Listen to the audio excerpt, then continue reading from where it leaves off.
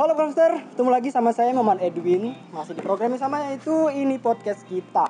Oke, jadi kali ini saya kedatangan dua bintang tamu atau dua narasumber. Yang pertama itu ada Bayu. Halo Bayu, apa kabar? Alhamdulillah, Pak. Tos dulu dong kita. Corona, walaupun kita sudah normal ya, tetap kita harus tetap mengikuti anjuran pemerintah ya. Dan di sebelah saya sudah ada Siti Afinta Purdaya. Oke, jadi saya ini akan membahas mengenai organisasi dari kedua belah pihak ya.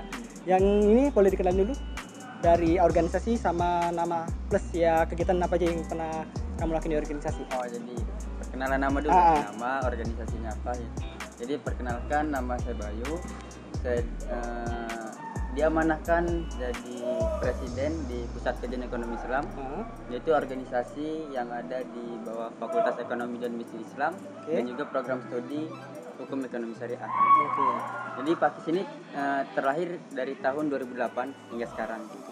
Jadi Pakis merupakan wadah untuk mengkaji keilmuan ekonomi syariah di bidang ekonomi syariah. Nah, sekarang udah semester berapa? Sekarang semester 7. Semester 7.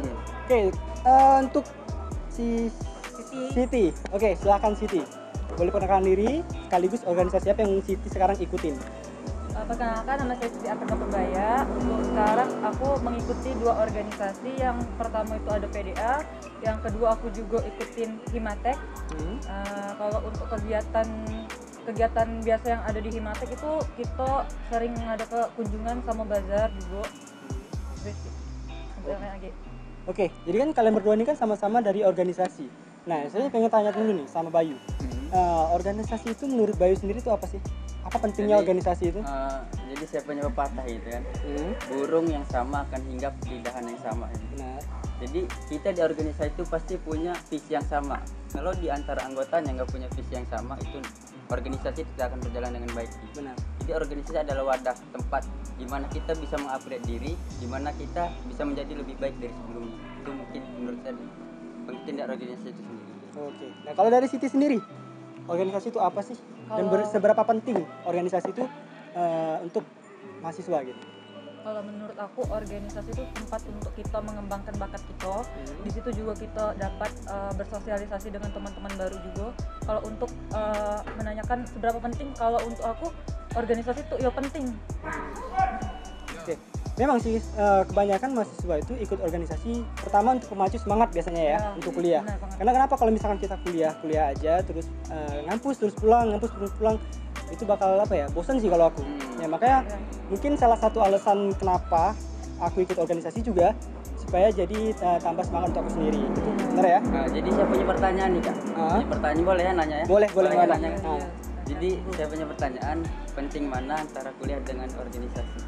Kalau ditanya, ini untuk saya atau untuk Siti? Untuk dua-duanya lah. Oke, kalau untuk saya pribadi ya, penting mana kuliah sama organisasi? Sebenarnya saya nggak bisa kasih kesimpulan kalau misalkan salah satu dari ini ya.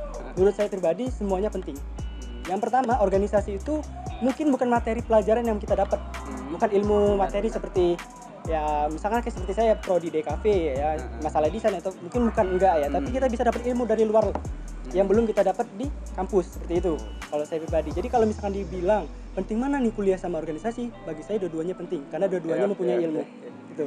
Nah, kalau dari Siti sendiri gimana nih? Kalau menurut aku juga hampir sama kayak si Edwin. Kalau organisasi juga sama organisasi sama kuliah itu ya sama-sama pentingnya juga buat kita ya. Karena kalau di organisasi juga kita bisa ngembang ke bakatnya kita. Kalau untuk di kuliah juga kita bisa ngembang ke apa yang ingin kita cita-citakan. Nah, jadi untuk aku ya sama-sama penting juga sih antara organisasi sama kuliah biar balance juga kan. Jadi kesimpulannya itu kan kuliah itu yang pertama memang kewajiban kita sebagai mahasiswa, juga amanah dari orang tua gitu. Ya kan organisasi mungkin sebagai penunjang untuk kuliah kita. Bener. Nah, untuk kalian berdua nih ya, apa sih yang membuat kalian tuh ingin ikut organisasi yang kalian sekarang ikutin? Contohnya kayak si Bayu tadi ikut organisasi dari Pakis ya. Nah, itu kenapa? Kan banyak nih organisasi biasanya dari kampus. Nah, kenapa Bayu itu milih untuk Pakis itu? Jadi sedikit cerita pengalaman dari saya pertama masuk kuliah kayak gitu kan. Jadi pertama saya masuk kuliah itu saya main ke dekanat ya, ke dekanat prodi. Ketemu dengan orang itu sangat akrab gitu, padahal baru kenal tapi udah sok akrab gitu kan. Sok akrab, kakak ini siapa gitu kan, sok akrab. Terus ada kakak-kakaknya yang ngasih formulir kan, biasa kalau biasanya langsung isi kan. Jadi saya isi. Terus ada kegiatan pertama tuh, pas ada sambutan presiden. Saya lihat, oh ternyata dia presiden yang sok kenal di sana. Jadi dari situ mulai tertarik, dan juga menurut saya organisasi itu organisasi yang tepat untuk saya, karena saya juga jurusannya ekonomi syariah gitu kan. Itu PAKIS, itu Pusat Kajian Ekonomi Islam. Mungkin di dalamnya kita belajar lebih dalam lagi tentang ekonomi syariah kayak gitu kan, kajian segala macam. Jadi waktu itu pertama kuliah semester 1, semester awal, saya jujur untuk ngomong di kelas saya nggak berani. Tapi di organisasi kita dipaksa untuk berbicara depan umum. Iya, benar ya. Itu Kita pasti. dipaksa untuk berbicara depan umum, gitu kan, di rapat, di event, kayak gitu. Jadi mulai dari organisasi saya sudah mulai berani berbicara di kelas, sampai akhirnya saya agak sedikit dibenci karena banyak ngomong gitu. Iya benar kayak gitu kan, sampai banyak ngomong di kelas, banyak nanya, jadi agak sedikit dibenci. Itu dari organisasi gitu kan. Dan semester pertama saya dapat kesempatan yang sangat bagus gitu kan. Jadi saya diajak untuk audiensi, semester 1 diajak audiensi ke Otoritas Jasa Keuangan. Kebetulan kemarin ada acara di PAKIS, itu acara Syariah Economic Event, Syariah Economic Expo. Diajak audiensi ke Otoritas Jasa Keuangan. Porsinya udah dibagi kan, kamu ngomong ini, kamu ngomong ini. Ketika audiensi dengan Otoritas Jasa Keuangan, saya nggak berani ngomong gitu. Tapi lama-kelamaan itulah posisi yang sekarang. Ketika saya main ke OJK untuk audiensi kembali, karena saya teringat itu kan, dulu saya nggak berani ngomong, sekarang di depan saya ini pimpinan OJK saya ngobrol kayak gitu. Itu di organisasi. Dan juga saya ngelihat di PAKIS itu sendiri banyak sekali kakak-kakaknya yang berprestasi, baik itu di tingkat fakultas, universitas, regional, nasional, bahkan internasional gitu kan. Secara maba gitu kan, maba itu pasti terobsesi untuk kuliahnya lebih baik, untuk bisa berprestasi ya itu kan. Dan alhamdulillah saya semester 1 ke semester 2 ada event namanya Temu Ilmiah Regional di Windarden Intan Lampung, lomba Olimpiade Ekonomi Islam. Saya ikut, padahal basic saya dulunya itu SMA, jadi nggak terlalu kenal ekonomi Islam kan. Tapi saya ikut lomba Olimpiade Ekonomi Islam, saya diajarin oleh kakak-kakaknya tentang ekonomi Islam. Alhamdulillah saya mendapatkan juara 1 tingkat regional itu. Pesertanya dari kampus, dari Bengkulu, Lampung, sama Sumsel, Unisri juga ikut dari. Dan mendapatkan juara 1. Juara 1. Luar biasa. Nah habis itu Allah itu baik gitu kan. Setelah mendapatkan juara 1, saya juga berkesempatan untuk mengikuti Temu Ilmiah Nasional di Medan waktu itu. Jadi saya yang dulunya agak norak gitu kan, kalau ngelihat kapal tuh kayaknya pesawat minta uang kayak gitu. Itu dan dulu saya kecil juga gitu. Iya. Dan saya ketika itu berada di dalam pesawat, ketika saya ngeliat jendela itu kan, saya dulu kayak gitu di bawah. Gitu kan. Itu semester 1 mau ke semester 2 udah ikut di kancah nasional. Situlah saya bertekad bahwa ini amanah gitu, amanah untuk saya. Saya tidak akan pernah meninggalkan organisasi ini. Saya harus mengabdi, saya harus bisa menciptakan regenerasi yang lebih baik dari saya. Oke. Semester 1 dan semester 2 itu termasuk mahasiswa baru ya. Iya. Tapi kenapa bisa di Bayuni dipercaya untuk ikut olimpiade pada saat itu? Kemarin itu kan kami kan ikut namanya tes ya. Tes. Kebetulan pas hasil tesnya nilai emang paling jelek. Tapi kan kita jangan sampai putus asa sampai di situ. Kita terus berusaha gitu kan. Kita bulatkan tekad untuk ikut, kita belajar itu hampir setiap hari belajar. Kami biasanya ada buku namanya Kitab Sakti gitu. Kalau di Fose ada namanya Kitab Sakti. Saya sehari itu kadang bisa ngehatamin buku itu 2 kali gitu. Jadi sampai inget-inget, karena pelajaran di Olimpiade Ekonomi Islam itu sama kayak kita ngehatamin kuliah, materi-materinya gitu. Ya tidak terlepas dari itu ada kakak-kakaknya yang membimbing kayak gitu kan. Tapi alhamdulillah saya bisa mendapatkan juara 1. Oke, itu tadi mungkin salah satu prestasi juga dari Bayu ya, dari semester 1 dan semester 2 udah bisa ngasilin prestasi yang luar biasa, juara 1 pada saat itu. Oke, keren banget. Nah, kalau dari Siti sendiri, kenapa ada niatan pengen gabung ke organisasi apa tadi? PDA sama Himatek. Nah, itu kenapa? Jadi kalau itu berkaca dari pengalaman pribadi aku sendiri, jadi waktu SMA itu kan aku sama sekali nggak pernah ikut namanya organisasi. Nah, jadi aku pas udah tamat itu ngerasa kayak datar-datar aja gitu, sekolah pulang ketika aku ketika aku udah masuk kuliah udah mulai berpikir kalau kayak gini terus apa yang bakalan aku lakuin kalau kayak gini terus kan. Jadi aku berpikir juga untuk melo organisasi, dan dari situ juga menurut aku organisasi itu ya penting juga untuk aku kan, untuk ngembang ke bakatnya aku, untuk ngembang ke rasa percaya diri aku juga di organisasi itu. Itu aja. Ya, Oke. Nah, kalau Siti sendiri mulai ikut organisasi itu dari kapan sih? Mungkin dari SMP ada nggak sih biasanya organisasi? Kalau biasanya ada ya. Nah, itu Siti dari kapan? Kalau untuk ikut organisasi itu aku SMA belum ikut organisasi. Nah, pas kuliah inilah aku baru melo organisasi. Awal gabung itu 2018 akhir. Oke. Dan sekarang menjadi ketua dari Himatek. Itu tahun jabatan dari tahun berapa? Tahun 2019. Oh, berarti baru? Iya, baru. Oke, kalau si Bayu kan sekarang jadi presiden ya? Presiden dari ya. Nah, itu dari kapan? Dari Januari. Januari ini. Januari tahun ini. Iya, tahun ini. Wah, itu berarti kalian berdua nih baru sebagai ketua dan presiden yang baru ya. Wajar dong kalau misalkan masih semangatnya gitu kan. Tapi kan di masa sekarang nih ya, kalau kita bahas masalah pandemi seperti ini, dari Bayu sendiri, gimana sih cara jalannya organisasi itu? Tentunya awal kami punya rencana gitu, rencana yang udah kami rangkai sedemikian rupa yang akhirnya runtuh dan harus kami susun ulang kayak gitu. Iya, benar. Nah, alhamdulillah ya gimana ya, Nakhoda tidak akan bisa menjalankan kapal tanpa awak. Benar. Butuh kerjasama antara tim yang ada di organisasi gitu. Dengan kerjasama yang baik, organisasi itu akan berjalan walaupun ada berbagai banyak kendala. Itu kan namanya hal biasa dalam organisasi kayak gitu kan. Nah, jadi kami berusaha mungkin untuk mengkondisikan keadaan gitu kan. Yang tadinya kegiatan-kegiatan dilaksanakan secara offline, secara tatap muka, kami lakukan secara online.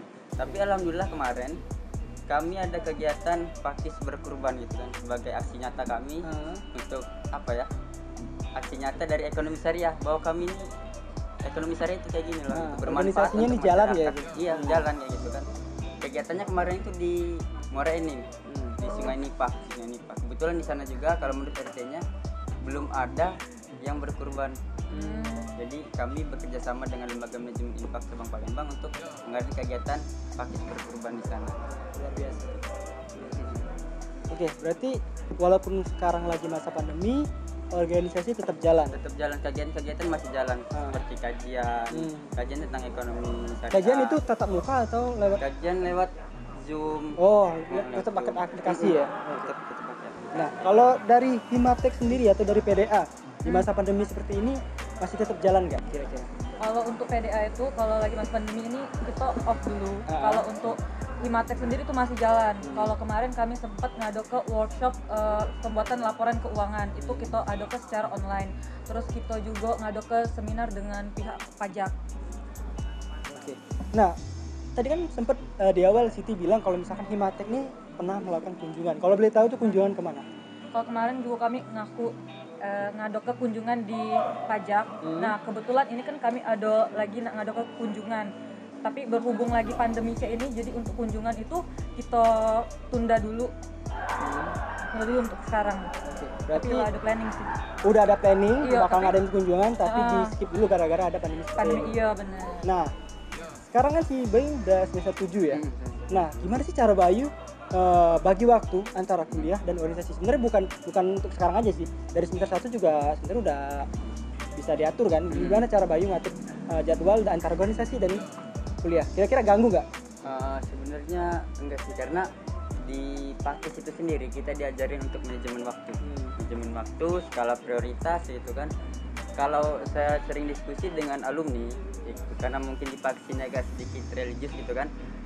Karena alumni saya itu ada alumni, beliau itu kuliah 2 di UIN sama di Unsri gitu kan. S2-nya juga 2 di IAIUM Malaysia sama di UIN gitu kan.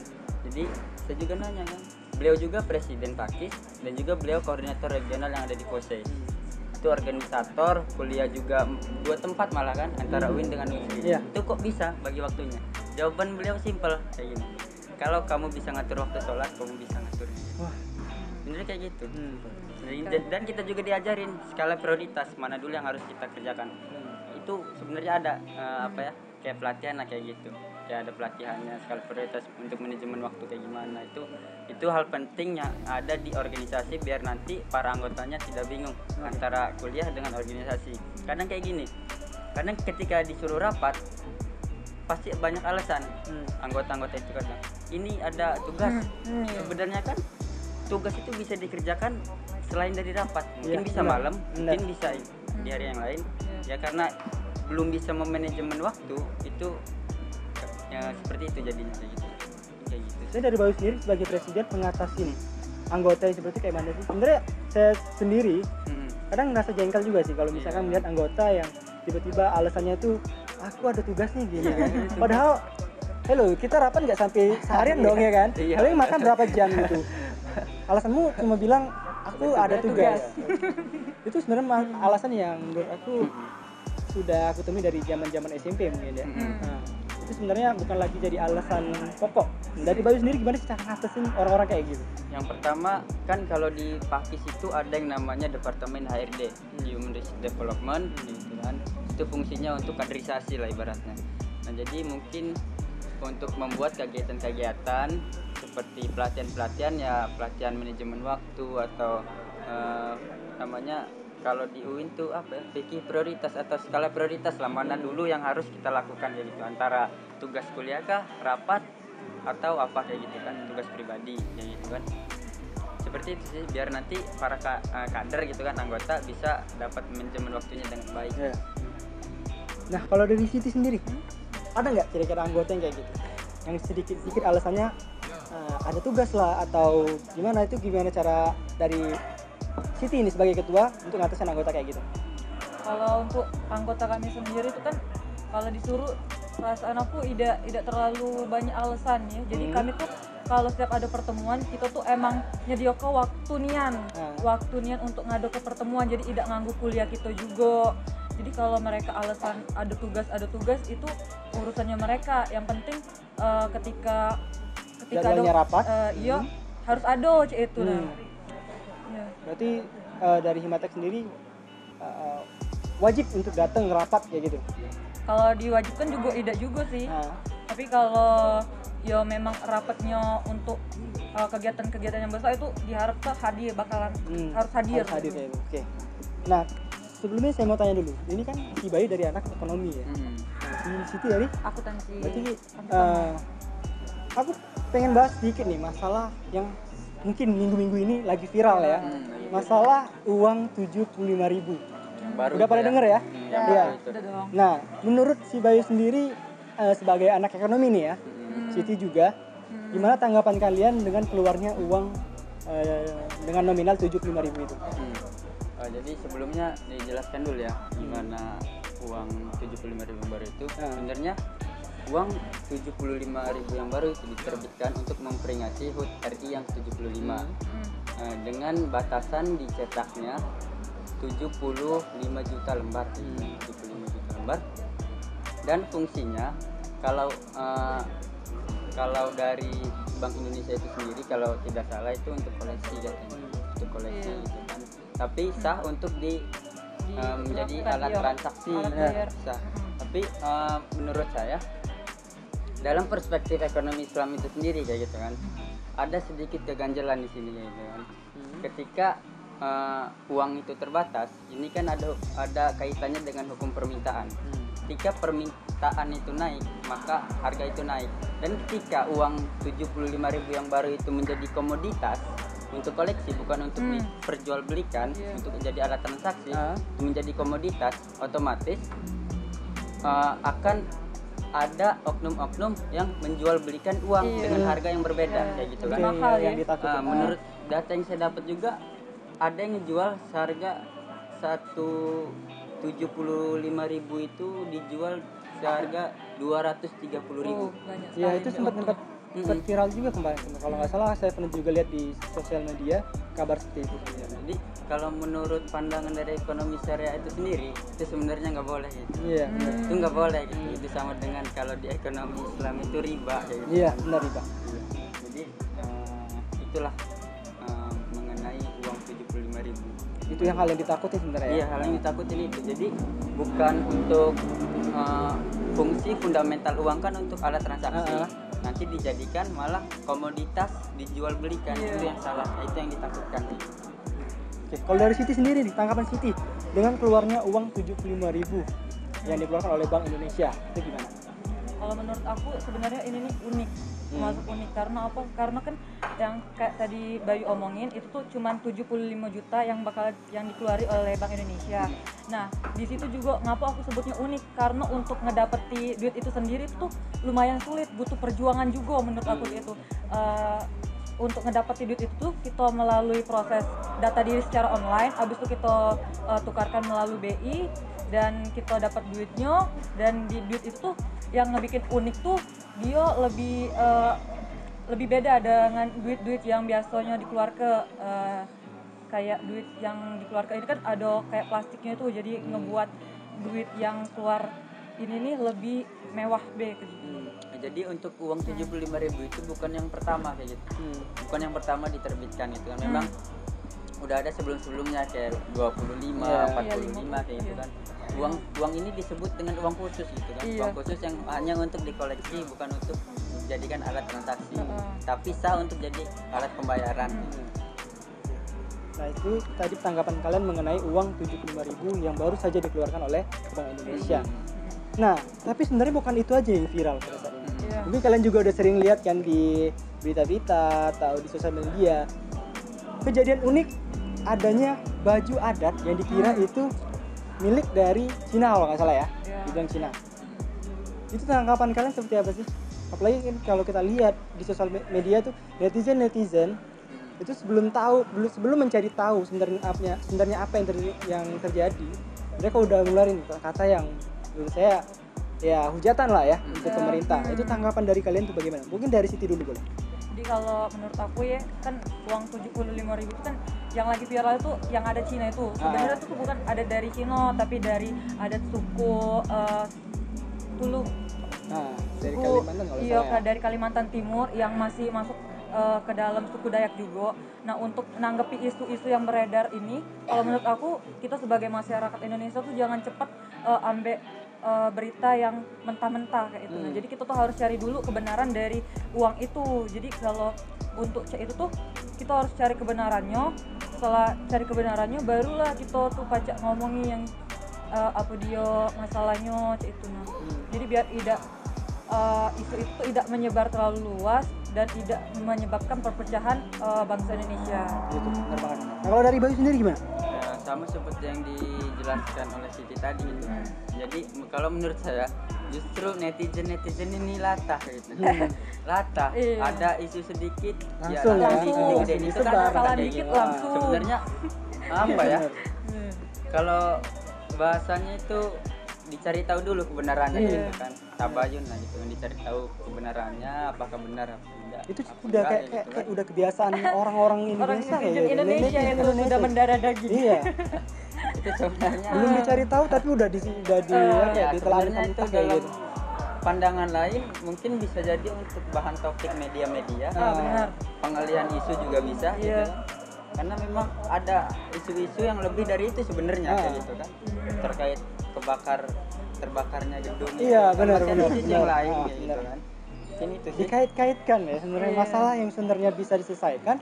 Tapi sebenarnya sepele cuma karena latah tadi, jadi masalahnya diperbesar dengan kejadian yang kebarusan yaitu kebakaran tadi. Warga plus 62. Warga plus 62 itu. Jadi tolong ya buat teman-teman yang lagi nonton mungkin yang bakal yang lagi lihat beritanya, tolong jangan disebar. Kalian cari tahu dulu kebenarannya seperti apa gitu. Jangan langsung kalian sebar, langsung kalian hujat begini. Ya gimana Indonesia mau maju ya kan? Nah, dari kalian berdua sendiri, kan kabarnya itu uang 75.000 udah bisa ditukar di lewat bank ya. Nah, dari kalian berdua, mungkin dari Bayu dulu, ada niatan nggak mau nuker uang kayak gitu? Kalau dari saya secara pribadi kayak gitu sebenarnya kurang minat gitu. Kurang minat ya? Iya, kurang minat. Kenapa? Karena yang pertama emang prosesnya itu ya agak ribet ya gitu kan. Regulasinya sebenarnya regulasi itu bukan untuk mempermudah kayaknya, malah mempersulit. Iya. Yang pertama itu, yang kedua kan memang tujuan masyarakat. Mungkin tujuan masyarakat untuk menukar uang 75.000 itu bukan untuk alat transaksi, malah untuk dikoleksi. Dan kalau tujuannya untuk dikoleksi itu namanya sama aja kayak mubazir gitu kan. Iya, sayang ya, 75.000 gitu. Mending dibeliin yang lain. Bener. Ke warung, Iya, ini kafe. untuk makan ya. Bener. Iya, sebenarnya kayak gitu. Oke, nah kalau dari Siti sendiri, ada niatan nggak pengen nuker? Kalau dari aku sih jujur pengen ada niatan nuker ya, karena itu kan ya, tadi kata aku tadi itu tuh sebenarnya unik. Jadi kalau kita ada duit itu tuh kayak ngerasa ada kebanggaan tersendiri gitu. Kalau menurut aku sih. Oke, sekali lagi ini sebenarnya asumsi dari kami ya. Sebenarnya pendapat orang kan pasti beda-beda. Ya kan? Kayak misalkan Bayu tadi dia bilang untuk apa menukarkan uang bukan karena nggak mau ya, tapi lebih sayang aja nih uangnya bisa digunain untuk yang lain. Terutama untuk yang mungkin yang uangnya kelebihan kan, udah nggak tahu lagi mau diapain ya nggak masalah ya kan. Bener kan? Bener. Oke. Nah, sudut pandang lagi nih, aku pengen tanya lagi sama kalian berdua ya. Di masa pandemi ini, bagaimana sih cara kalian ini? Kalian kan sama-sama dari anak ekonomi. Cara kalian mengatur uang di masa pandemi ini seperti apa? Mungkin dari Siti dulu nih. Siti kan seorang perempuan biasanya nih kan, seorang perempuan lebih pinter nih kan ketimbang cowok ya. Harus itu. Kalau mengatur keuangan keluarga. Iya, bener banget. Kalau aku pribadi itu termasuk orang yang boros, tapi berhubung lagi pandemi ini, kita pinter-pinter juga ngejaga uang kan. Kalau untuk aku tipsnya itu yang pertama kita harus ada niatan juga. Jadi kita niat ke memang kita tuh ngisi ke uang itu untuk apa sebenarnya, tujuannya untuk apa. Jadi kalau aku pribadi itu ngisi ke uang tuh harus punya tujuannya. Dan untuk yang kedua itu sistem bagi dua. Jadi kalau untuk aku pribadi itu kan dapat duit bulanan. Nah jadi duitnya tuh kita dibagi kedua, yang dimana setengahnya itu bisa dipakai untuk kebutuhan pribadi, yang setengahnya lagi kita sisihkan untuk kebutuhan mendesak atau bisa kita tabungin. Nah untuk yang ketiga ya untuk cewek nih biasanya jangan mudah tergiur dengan barang-barang yang tidak perlu kamu beli. Nah, Jadi jadi barang-barang yang tidak perlu kamu beli tuh AGB belinya, tunggu lah pandemi lah, ekonomi kita lah baik juga kan. Kalau untuk sekarang itu lebih baik duitnya ditabung Oke, itu tadi dari Siti sebagai perempuan ya, cara mengatur keuangan ya. Ala-ala perempuan. Nah, kalau dari laki-laki nih, Bayu boleh deh. Sebenarnya laki-laki ini sebenarnya tidak terlalu memikirkan, tapi ya emang harus dipikirkan. Iya. Jadi kalau dari saya pribadi kayak gitu kan, yang pertama kita harus mencatat dari mana sih penghasilan kita gitu, pendapatan uang masuk itu seminggu itu misalnya sebulan berapa, dan juga kita juga harus mencatat berapa pengeluaran kita, gitu kan, biar kita bisa mengalokasikan itu. Berapa persen untuk kebutuhan, berapa persen untuk apa ya, bukan foya-foya gitu, hal-hal lain lah gitu kan. Kayak gitu sih sebenarnya, untuk mencatat pengeluaran kita dan juga pemasukan kita itu, biar nanti jangan sampai banyak pengeluaran daripada pemasukan. Nah, itu yang karena di masa pandemi ini kita harus pintar-pintar mengelola uang ini. Kalau kita belum terlalu punya banyak pemasukan ya. Itu sih. Apalagi kan untuk mahasiswa yang mungkin sekarang lagi ngekos, yang benar-benar ngandelin kiriman dari orang tua. Nah itu untuk masa sekarang mungkin lebih pintar-pintar lagi deh kalian ngatur-ngatur keuangan kalian gitu. Sayang karena kenapa? Kalau kita lihat banyak sekali para pekerja yang di PHK ya kan pada masa seperti ini.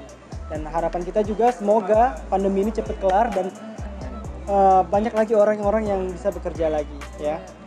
Nah, sebelumnya saya dari tadi sedikit perhatiin ya, sebenarnya apa sih yang dibawa sama Bayu ini? Jadi saya ingin sedikit Boleh memberikan ditunjukin? oleh-oleh ya. Boleh tunjukin. Oleh-oleh untuk teman-teman. Ah. Ini majalah pertama kami. Ini di tahun 2019 karena tahun 2020 itu belum habis ya gitu kan. Jadi saya cuma bisa ngasih majalah di tahun 2019. Sebenarnya kami ada satu buku tentang ekonomi syariah dan kebetulan sampai sekarang belum diproses di penerbitnya. Maksudnya kemarin sudah dicetak tapi sudah habis dibeli di seluruh Indonesia kayak gitu kan. Oh, ini udah dijual juga. Kalau buku udah di seluruh Indonesia. Kemarin itu ada yang beli dari Sulawesi, ada yang dari Jawa kayak gitu kan.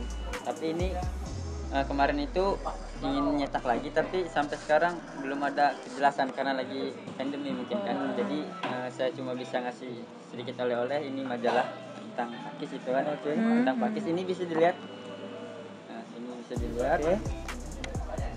Ini data-data prestasi mungkin. Prestasi yang di pakis karena memang prestasi di pakis itu Masya Allah luar biasa. Luar biasa. Itu tahun 2019 luar biasa. Oke, terima kasih untuk Bayu ya. Ini oleh-oleh dari Bayu, Mas, majalah ya. Majalah dari majalah. Pakis.